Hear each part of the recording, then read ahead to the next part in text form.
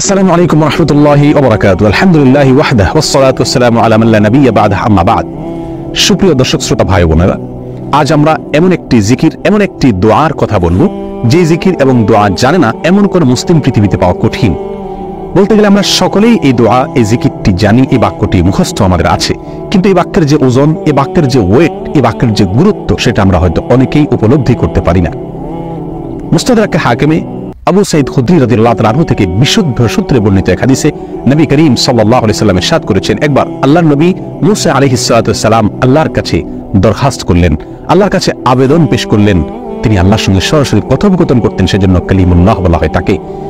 আল্লাহর সঙ্গে সরাসরি কথা বলতে গিয়ে একবার তিনি আবেদন করলেন, আল্লাহ আমাকে আপনি একটি জিকির, একটি দোয়া শিখিয়ে দিন, যে জিকির, যে দোয়া আমি সব সময় পাঠ করব, সব সময় আমল করব। আল্লাহ সুবহানাহু ওয়া তাআলা তখন মূসা আলাইহিস সালামকে বললেন, কুল লা ইলাহা ইল্লাল্লাহ, হে মূসা আপনি লা ইলাহা ইল্লাল্লাহ এই দোয়াটি সবসময় পাঠ করবেন, এই জিকিরটি সবসময় পাঠ করবেন, এটা আপনাকে আমি দিলাম। মূসা আলাইহিস সালাম কিছুটা আশ্চর্যান্বিত হয়ে আল্লাহ সুবহানাহু ওয়া তাআলাকে বলেন, আল্লাহ লা ইলাহা ইল্লাল্লাহ এটা তো এমন একটি বাক্য, এমন একটি জিকির, এমন একটি দোয়া যেটা সকলেই বলে, সব মানুষই বলে। আমি তো আপনার কাছে স্পেশাল কোনো দোয়া চেয়েছিলাম, বিশেষ কোনো দোয়া চেয়েছিলাম। আল্লাহ সুবহানাহু ওয়া তাআলা তখন মূসা আলাইহিস সালামকে বললেন, হে মূসা, যদি সপ্ত আসমান, সপ্ত জমিন এবং এই দুইয়ের মধ্যে যা কিছু আছে সব কিছুকে, আল্লাহর অস্তিত্ব ছাড়া বাকি সবকিছুকে যদি একটি পাল্লায় রাখা হয়, একটি হাতে রাখা হয়, আর লা ইলাহা ইল্লাল্লাহ এই বাক্যকে যদি অপর হাতে, অপর পাল্লায় রাখা হয়, তাহলে লা ইলাহা ইল্লাল্লাহর পাল্লা ভারী হবে। এত ওয়েটফুল এই আমল, এত ওজনী এই আমল, এই জিকির। অর্থাৎ আল্লাহ সুবহানাহু ওয়া তাআলা মূসা আলাইহিস সালামকে যে বার্তা দিলেন সেটি হলো, লা ইলাহা ইল্লাল্লাহর চাইতে ওজনী, এর চাইতে ওয়েটফুল, এর চাইতে ভারী, এর চাইতে শ্রেষ্ঠ, এর চাইতে মর্যাদাপূর্ণ কোন জিকির আল্লাহর জমিনে আর নাই।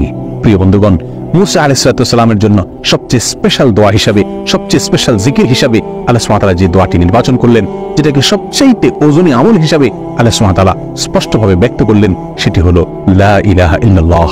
অথচ এই লা ইলাহা ইল্লাল্লাহ এটাকে আমরা খুব সাধারণ একটি জিকির মনে করি, খুব সাধারণ একটি দোয়া মনে করি, আমরা বিশেষ আমল খুঁজে বেড়াই। অথচ এর চাইতে বিশেষ, এর চাইতে স্পেশাল কোনো আমল আল্লাহর জমিনে আর হতে পারে না। জিকিরের মধ্যে যত জিকির আছে, যত দোয়া আছে, যত আমল আছে, সমস্ত জিকিরের ভিতরে সবচেয়ে শ্রেষ্ঠ, সবচেয়ে ওজনী আমল, সবচেয়ে ওজনী জিকির হলো এই লা ইলাহা ইল্লাল্লাহ জিকির। মিজানের পাল্লায় কিয়ামতের দিন যখন আমার নেকামল মাপা হবে, তখন আমার নেকামলে শুধুমাত্র লা ইলাহা ইল্লাল্লাহ এর আধিক্য যদি থাকে, তাহলে ইনশাআল্লাহ আমার নেকামলে পাল্লা অনেক বেশি ভারী হবে। আসুন, চলতে ফিরতে, উঠতে বসতে, অবসরে, কাজের ফাঁকে সবসময় মুখ থেকে, অন্তরের গভীর থেকে লা ইলাহা ইল্লাল্লাহ উচ্চারণ করতে থাকি।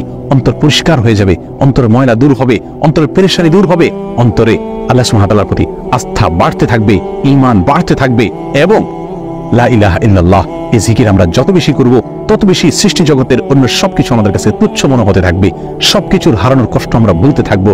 আল্লাহ সুবহানাহু ওয়া তাআলার কাছে আমরা খুব বেশি নৈকট্য অর্জন করতে পারবো। আসুন বলতে থাকি বেশি থেকে বেশি, অন্তরস্থল থেকে ঈমানের সঙ্গে লা ইলাহা ইল্লাল্লাহ।